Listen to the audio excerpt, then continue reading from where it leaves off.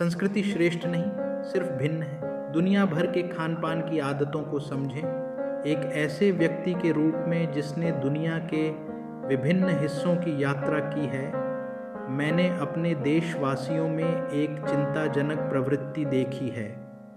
अपनी परंपराओं पर गर्व, दूसरों की प्रथाओं की आलोचना और उन्हें नकारने की प्रवृत्ति, चाहे वह हाथ से खाने की बात हो, छुरी कांटे का उपयोग हो या फिर शौचालय की आदतें, हम में अनावश्यक गर्व नज़र आता है।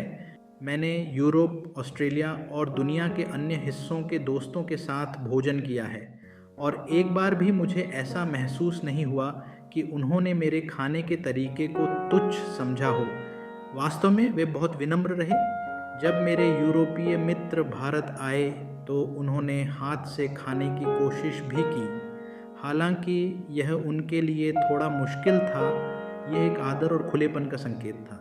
इसके विपरीत कई भारतीय बिना सोचे समझे दूसरों के बर्तनों के उपयोग या प्रथाओं की आलोचना करते हैं, यह समझे बिना कि ये आदतें भौगोलिक परिस्थितियों और आवश्यकताओं के कारण विकसित हुई हैं।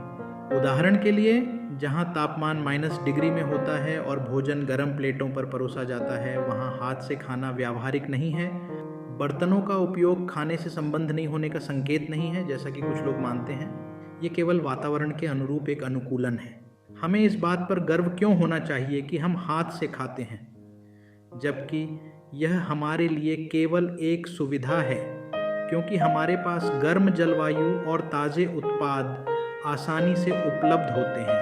हमें अपने सीमित अनुभवों के आधार पर दूसरों का न्याय करना बंद करना चाहिए।